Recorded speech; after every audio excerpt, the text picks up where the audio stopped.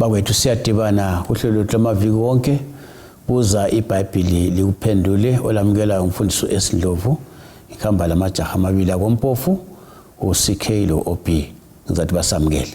Siyabonga mfundisi wami, siyalamukela balaleli kuhlelo lwethu lwamaviki wonke buza iBhayibheli likuphendule okhulumayo umfundisi umpofu CK. Salibonani balaleli, siyangelana njalo kuleli iviki ehlelweni lethu lamaviki wonke lapho esifunda khona elizwini likaThixo. Sengathi ke uNkulunkulu angaqhubekela phambili esenzela umusa esikhanyisela ubana silizwisise ilizwi lakhe ukuze lisiphathise lenze umahluko ezimpilweni zethu liguqule izingqondo zethu sifuze uJesu. Umfundisi OB Mpofu, siyabonga. Siyabonga abafundisi, siyabonga abalaleli. Ithini ngiphinde inombolo zocingo owamaviki wonke ngiziphindayo 0718 444 196 0718 444 196.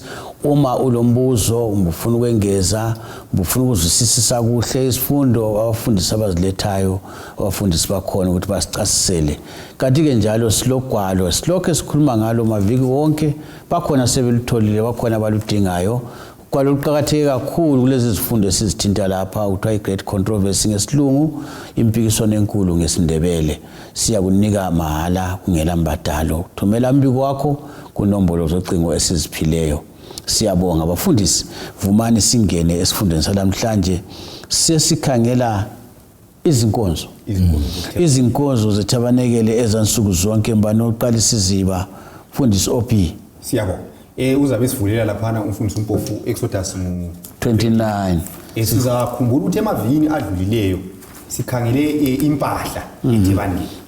Impahla endaweni engcwele, sikhangele impahla endaweni engcwele, sikhangele impahla esegumeni. Siveza ukuthi ke kumele utshoni kusebenzani. Kanje sikukhangela laphana. So kade sesifisa sikhangele ke inkonzo. Kule nkonzo ezimbili kuthebandile.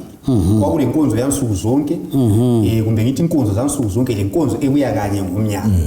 Izinkonzo ezimbili ezasenzwa kuthebandile. So ke iviki lesikhangela inkonzo zansuku zonke. Zansuku zonke. So zathi into yakhona iyangenana ekade sikukhuluma emavikini adlulileyo ukuthi kutshoni. Kade sesikwelula lapha kabanzi. Sikhangele inkonzo yansuku zonke. So kuqathele ke khona lokho ukuthi sikunanzele kwakusenzakalani ke kumpahla le eyayikhona kuthebandile. Utsho isuku ngensuku zonke. Kungela suku esileqayo. Kwakungekuwasuku. Sifundele umfundisi CK lapha sibambe khonapho. Siyabonga uExodus 29 ivesi ngelika 38 lelika 39. iBhayibheli lithi lona ke yilokhu oza kukunikela ealtareni amawundlu amabili alomnyaka munye insuku ngensuku njalo. Elinye iwundlu uzanikela ngalo ekuseni, elinye unikele ngalo kusihlwa. Siyabonga. So lapha inkonzo yokuqala esiyibonayo eyayisenziwa nsuku zonke lapha. Umhlatshelo wekuseni lomhlatshelo kwantambama.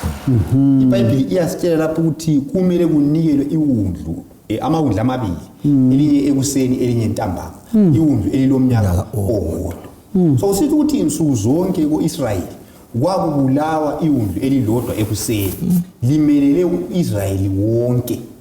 Kuphinde kubulawe futhi elinye iwundlu ntambama limele uIsrayeli njani wonke. So nxa kwakusenzwe konke lokhu kwakumele ukuthi umuntu munye ngamunye imuli ngayinye ibe ivuma isono sakhe. Nxa umpristi esenza wona lo umhlatshelo. Yiwo ke lo umhlatshelo obizwa kuthiwa ngumhlatshelo wansuku zonke. Ngafunda encwadini kaDaniel ngale isahluko ngo-8. Ukuthiwa umhlatshelo wansuku zonke ngesikhiwo kuthiwa idaily. Kwakusenzakala nsuku zonke lokhu. Ngezinye indlela kwakuyinkonzo eyayisenziwa ekuseni, lenkonzo eyayisenziwa ntambama. Sifundani ke la? Amawundlu la amabili ngamawundlu ayekhomba uJesu. Kusitsho ukuthi umuntu wonke ongumKristu sesibuyela futhi emuva salokho esigqizelela indaba le. Sike sayithinta ngendaba yomthandazo wansuku zonke. Kuthi ukuthi umuntu munye ngamunye ekuseni kumele aguqe phansi akhulekele amandla egazi likaJesu ayiwamelwa liwundlu leli ukuthi uNkulunkulu sengiphuma kade sengisiyahlangana labantu. Ngicela unginike amandla ukunqoba isono. Ngicela igazi lakhe lachitheke eCalvary linginike amandla ukunqoba isono. Kumbe ngiye emsebenzini, kumbe ngiye esikole, kumbe ngiyanga ngizahlangana labantu abaningi. USathane ungithile ngezilingo, ngicela unginike amandla okunqoba izilingo.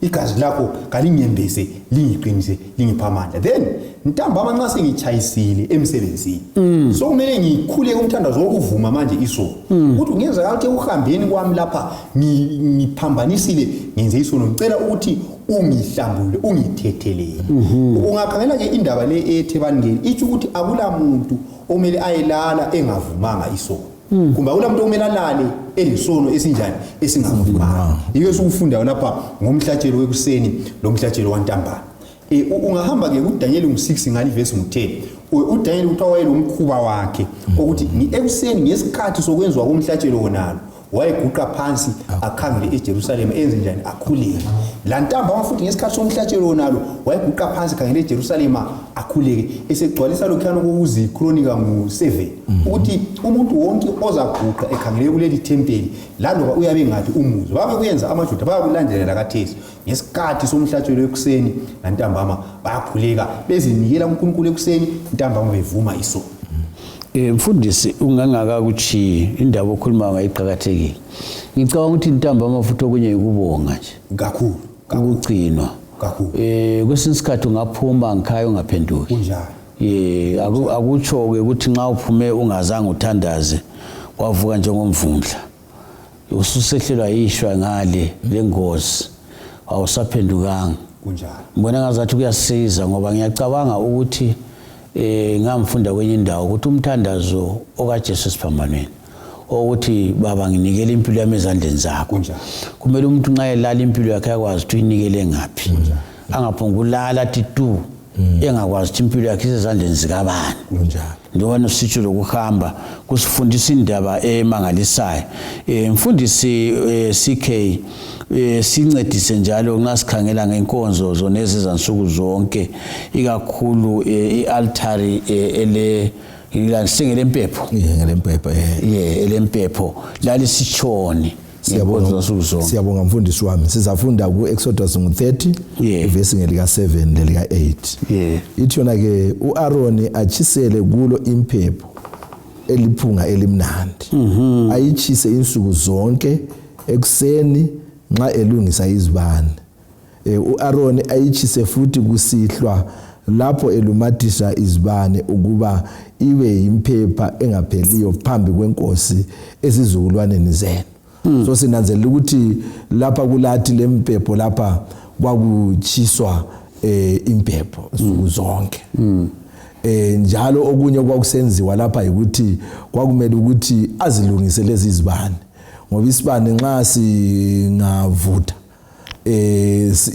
singathatha ikhandlela lile ntanjana leyana ethi nxa ingavutha leyana iba ngumlotha so kuyakumele kukhitshwe khona okuyana okungasasebenziyo khona okuyana ukwenza ukuthi kusale le intambo eyabe ilumatha umlilo wayekwenza khonokho aphinde futhi abuye afaka amafutha okwenza ukuthi izibane leziyana zihlale zikhanya izikhathi zonke so yikho lokho okwakusenziwa lapha elathini lempepho lapha so uzananzelela ukuthi konke khonokho kusenziwa ngaleyo ndlela kuqhakathekile ukuthi lathi ezimpilweni zethu sikunanzelele khonokho ukuthi kumele sizilungisise sivumele umoya oyingcwele ukubana ke abe kithi ukuze asikhanyisele uJesu abe kithi ukuze asikhanyisele ukuze kungaze sahambe emnyameni ngibona ngazani yikho kumelele lapha lokwakusenziwa kulathi lempepho impepho lena sike sathi kwelilanga lapha iphunga elimnandi kunjalo mfundisi wami umthandazo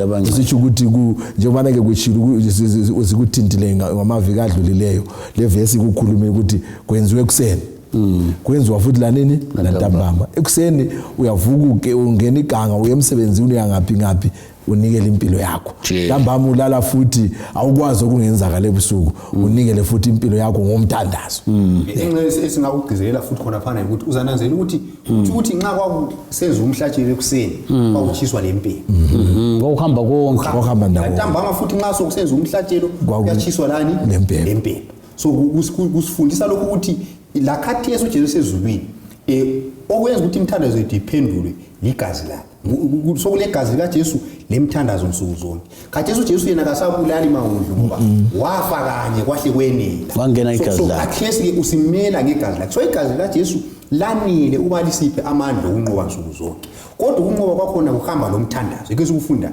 igazi likaJesu likhona lachitheke eCalvary. Kodwa ayisikuthi ngiyagoqa izandla. Kumele ngitshisa impepha nsuku zonke. So igazi lempepha uhamba njani ndawonye. Igazi likaJesu lokuthandaza kusipha amandla okunqoba isono nsuku zonke. Ngifisa usihlanganisele mfundisi ivesi kaPaul kuRoma 12 ivesi 1-2 nikelani imizimba yenu kunjalo ibe ngumnikelo. Ungasihlanganisa kanjani khona ukuthi khathesi nje ositsho ukuthi okokuqala ukuthi kwamfanele athi e-altareni leliyana ungakashisa impepho wena vele ungaphi mina ngingaphi.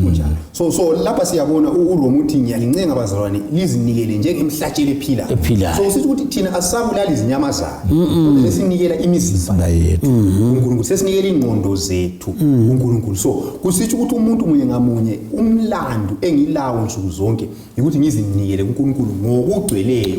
Ngivumele uJesu kube ngiyohlala esigodlweni senhliziyo yami, abe ngiyobusa inhliziyo yami, obusa ingqondo yami, ongilawulayo. So nxa ngizinikela ngayona liyana ndlela uNkulunkulu uyangipha amandla okunqoba isono lokuphila ngokwentando yakhe. Nazi izibane ezivuthayo kunjalo ziqhakathekile zimeleni zitshoni ziqhakatheke ngani? Siyabona ngizafisa ukuthi asifundele lapha uSambulo 4 ivesi ngelika 5 uzasibalela ivesi ngelika 5 sibalele mfundisi wami. Sambulo 4 vesi ngibani? 5. Sambulo 4 ivesi ngelika 5. Abalaleli bangafunda uExodus 40 vesi 24-25.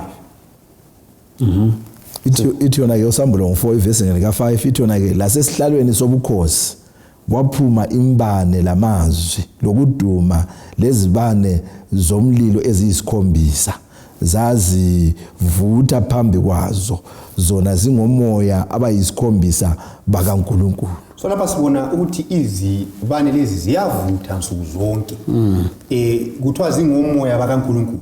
So lapha lokho sigcizelela indaba leyani yokuthi kwakule oil amafutha amele umoya oyingcwele ayiwo avuthisa izibane. So izibane lezi lazo zazivutha nsuku zonke.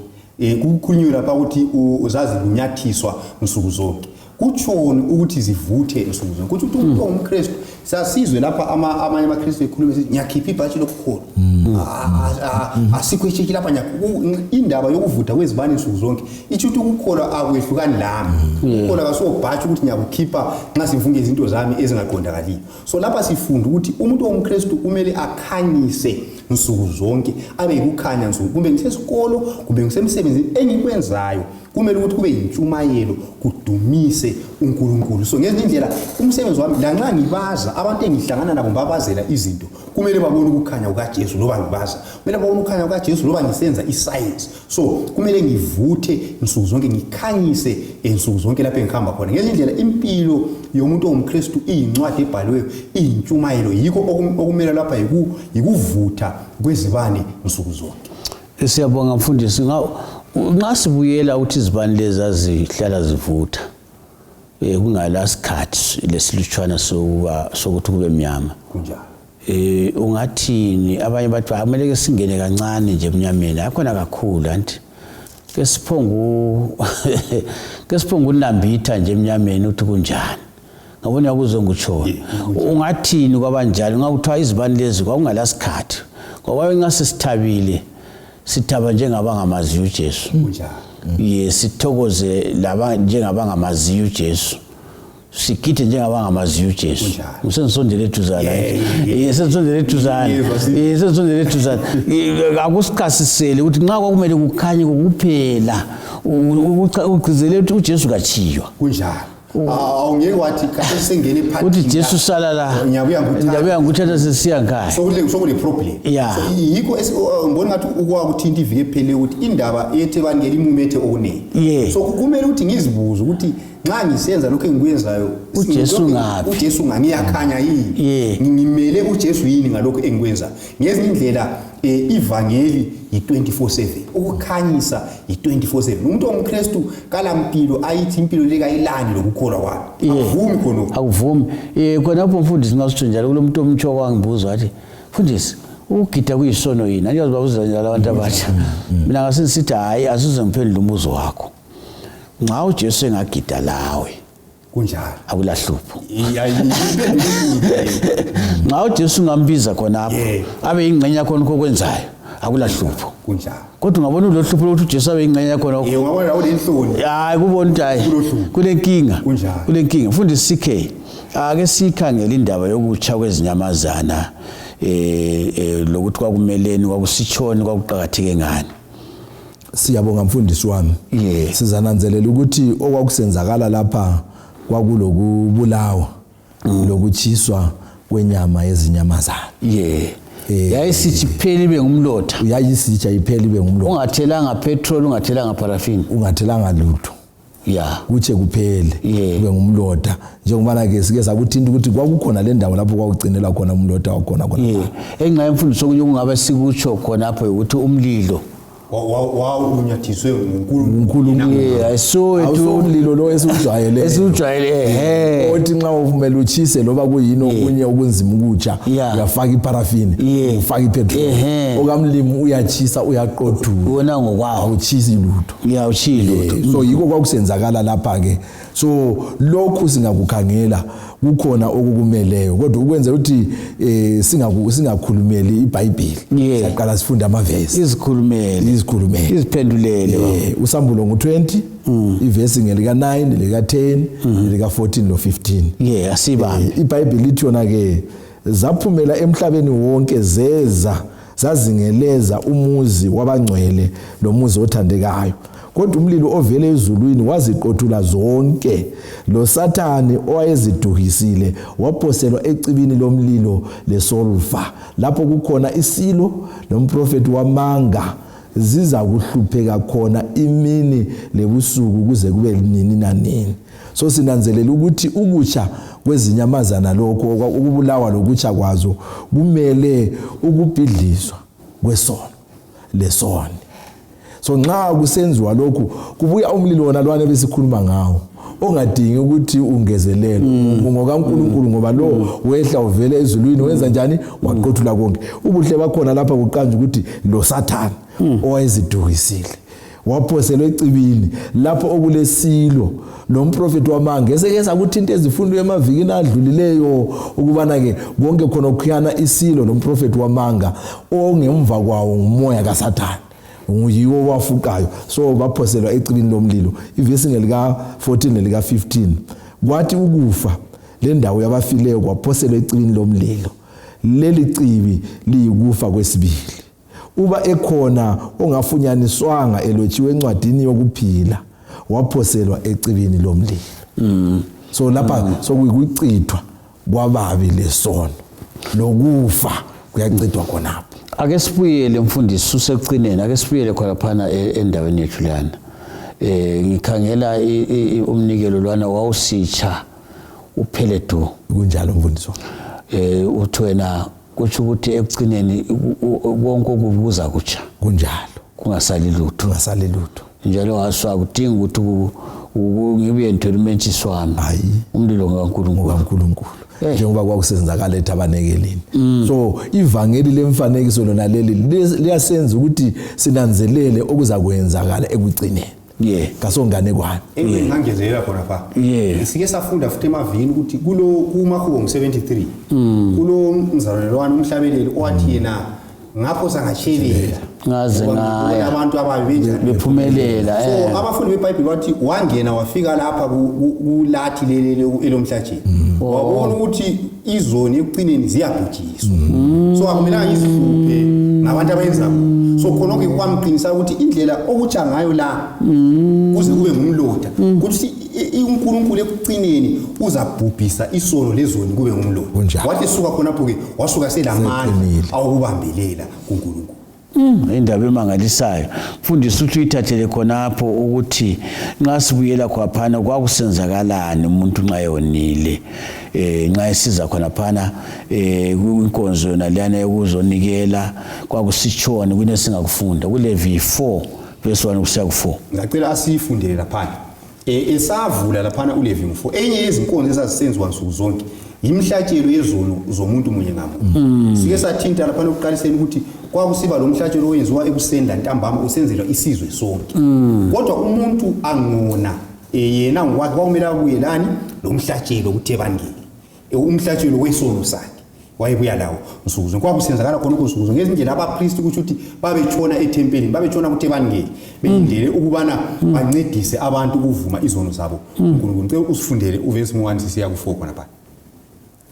uLevi 4 ivesi ngelakuqala sesiya kwelesine ithi yona ke inkosi yathi kuMose tshona ebantwini bakwaIsrayeli uthi uba umuntu esona engoni ngabongo esenza lokho inkosi elaye ngakho ukuthi umuntu angakwenzi kuba kungumpriester ogcotshiweyo ewona kanjalo kuze kwehlele icala phezulu kwabantu kanikelwe enkosini ngesono sakhe inkunzi engelasici ibe ngumnikelo wesono gayise inkunzi enkosini ngasemnyango wetente lokuhlangana abeke isandla sakhe enhlokweni yenkunzi ayihlabe phambi kwenkosi. Siyabo ungasingabala nje usahlungu 3 usahlungu 4 usahlungu 5 kaLevi lapha sithola isibonelo lapho ukuthi umuntu angona nxa kwangumpriest kunika isibonelo lapho kwamele abuyele inyamazana enkulu abuyela emhlatshelo abanye babuya lembuzi kwakuchiyana ngokuthi umuntu uyenelisa yena kodwa wonke umuntu engona kwamele abuye lo mhlatshelo eThebangeli. So umuntu wayesenxa engabuya ngomhlatshelo sike sakuthinta ukuthi umuntu lo wayevuma isono wayebamba ikhanda lenyamazana aguphe phansi avume isono sakhe nxa wayevuma isono sakhe kwakusenzakala isono lesasisuka kuye siye enyamazaneni.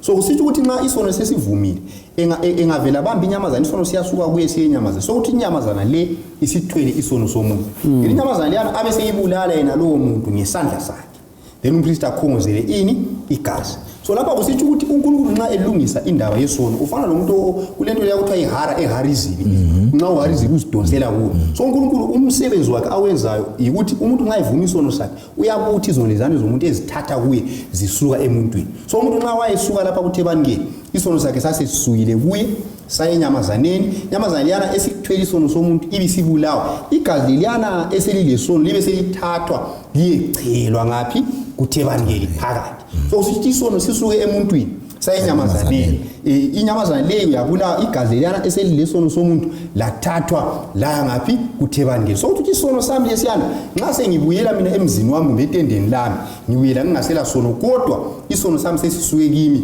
saya kuThebangeli ngokuchelwa kwegazi iThebangeli bese lingcola libuyiswa isono sami.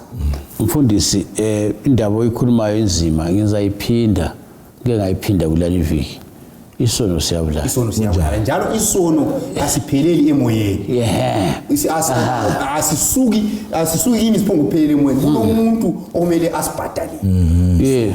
Ungathini ngesisindo salokho esikubambileyo mhlawumbe sithi umpriest nxa yonile wayengalethi njengelunga lebandla njalo singathini kubafundisi lathi sizitshele sihlezi lapha abasilaleleyo ukuthi umuntu kazana nje olilunga lebandla wayengabuya mhlawumbe lemvu kodwa wena kuthiwa ubuya lani lenkunzi kutshoni khonokho. So ukuthi umuntu ongumthungameli ulomlando omkhulu ukwedlula labo abathungamela.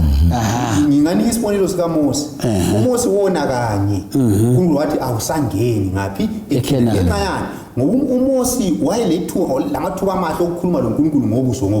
So uJesu wathi yena oniwe okunengi kuzafunwa kuye okunjani okunengi. So umuntu ongumthungameli ulomlando omkhulu ukwedlula labo abathungamela ngoba uphiwe okunengi la kuye kuzafunakala okunjani okunengi. Kuqhathele khona ngabe siyakuzwisisa abantu abaningi into zokuthungamela siyazibangisana kakhulu inceka sizwisisa ukuthi ubangisa into ongeke wayimela futhi hayi udisishi njalo ngoba lesijeziso sizaba sikhulu Unjalo. mfundisi CK sesimene sigqibe isikhathi sethu nasiyana laphana kasigqibe ukuthi sifundani ngoJesu ngalezi inkonzo. Siyabonga mfundisi wami, sizafunda kumaHebheru 9 ivesi ngelika 6 lomaHebheru 7 ivesi ngelika 25. UmaHebheru 9 ivesi ngelika 6 ithona ke sezilungisiwe lezi zinto ngokunjalo. Abapristi bangena njalo etenteni lokuqala besenza umsebenzi wabo wokukhonza. So sinanzelela ukuthi okwakusenzakala lapha ke ukuthi abapristi babe siyalungisisa izimilo lezimpilo zabantu abavumileyo bachiya kwaze kwayangena ethabanekelini ukuze kucineni bathi nxa bebuyela babuyele bengabantu abahlambulukileyo. Ivesi ngelika 25 lapha kumaHebheru 7 isithiyona ke umaHebheru 7 ivesi ngelika 25 ngakho ke ulamandla okusilisa ngokupheleleyo abeza kuNkulunkulu ngaye lokhu ephilela ukubanxusela nguJesu lo ulamandla okusilisa nxa singaya kuye. Siyabonga mfundisi OP sigqibe. Mhlawumbe singayigqiba ngale ndlela abalaleli bangafunda uLevi 4 ivesi 7 uLevi 10 ivesi 16 usiya u18. Isivezela lapho ukuthi nxa umuntu wayebuya lesono sakhe ngeke ngakuthinta isono sasisuka kuye siphethe sendaweni enjani engcwele. So ngisho ukuthi izono zabantu ezazivunywa nsuku zonke zazingcolisa ithebangeli. Ungafunda uLevi 10 verse 16 usiya u18 ithi abapristi kwesinye isikhathi babe sidla inyama yeminye imhlatshelo. Ukudla kwabinyama kwakungumfanekiso ukuthi isono sisuka emuntwini siya kuPriest. So ngezinye indlela izono ezazivunywa nsuku zonke zazingcolisa indlu engcwele ngoba sezisukile ebantwini. So indlu engcwele nxa isingcolile yikho kwaso kubangela ukuthi kudingeke inkonzo leyana eyenziwa kanye ngomnyaka eyokuhlanjululwa kwendlu engcwele lokususwa kwesono kuthebangeli laseqamla uIsrael.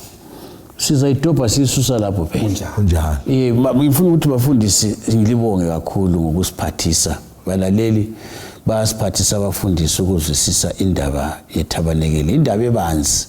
Kule ngwalo sezabhalwayo, kule mhlangano seyahlanganwayo ukukhulunywa ngayo ngeke uyiqede kule ngoma ezihlatshelwa ngalindaba indaba ebanzi. Sizayidobha sisukela khonapho ukuthi sithe sokungcolile kuyini okwenzakalayo izono zonke seziphakathi laphana kuyini okwenzakala emva kwalokho kasidibaneni kuvikelizayo isikhathi esifananayo endaweni efananayo sizwe ukuthi kuzenzakalani kuzono zonke ezivunywa ngabantu inhlobo lenhlobo ezono ezithiwa endaweni engcwele ekaNkulunkulu. Inkosi ayibelani.